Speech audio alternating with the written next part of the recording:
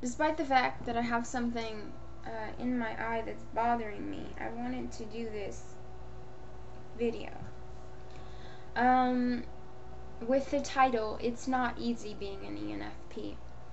I wanted to, first of all, clarify to the people who misunderstood this. I hate being misunderstood, and so I'm hoping to clarify this, hopefully for the final time. The point of my original ENFP video was not to give a summary on ENFPs. It wasn't to do an organized and ordered list of characteristics, traits, relationships, friends. If you want to do that, there's a variety of books, websites that you can do that, and you can find the information that you were looking for. The point of the video was observation, was the ability to say, wow, yeah, I can see the difference in her tone inflection, and I can see the difference in someone else's gesticulation. The point was not to be conclusive, it was to show who I was as an ENFP, and I thought that it was very candid, and I'm not going to be erasing that video, despite however many people found me to be whatever they found me to be. Now, with that having been said in 1 minute and 30 seconds, I can move on to why I feel that it's difficult being an ENFP with the subject at hand, people misunderstanding you, which is kind of bound to happen, and I've kind of made myself comfortable with. ENFP, deriving your energy from outside. Oh, INFPs don't know how much sometimes I covet their eye. I'm not a moderate E. I'm a very, very, very strong E.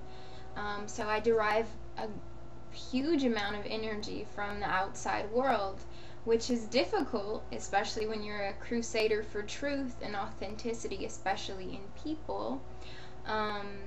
Because usually any crusader for truth or for good is going to come against this large population and populace of people, muchodumbre, that don't really care, that disagree. And so it's very difficult when you're seeking energy from the very people who don't understand you, who don't feel that the things that you value are valuable. Percentages, of course, are not in our favor, right? SPs represent the highest, artisans represent the highest part of the population, second SJs, then NFs, and then NTs, which come in last. SPs are like, what's up with you NFs? You know, you guys live too much in the future, and you need to learn to live for today, you know, which is kind of why I think the pop industry is the way that it is, because the majority of people are SPs, living for today. SJs don't really understand you. They're extremely hard on you. I think out of all of the types, I think that SJs are pretty hard on NFPs, especially without the J for judging. The other thing is, like, I think that ENFPs are really intense people, you know, and it doesn't really matter if that intensity is for good or for bad, you know. When I rarely feel neutral emotions. I rarely feel medium emotions. I'm either extremely happy or I'm just devastatedly depressed. There's really like no middle ground. I think the two stations of my life are pretty much like this painful confusion, and then this beautiful fiery inspiration, and the inspirational feeling makes all of the darker stuff like worthwhile and meaningful. The N, I'm a very high N also. Restlessness, I'm so constantly restless. My mother is an NT, which I'll talk about if I can in another video.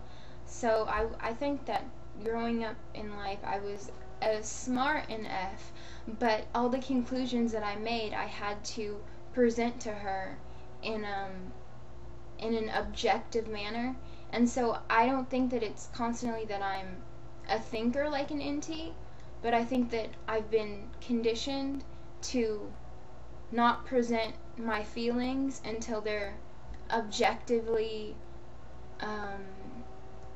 objectively and logically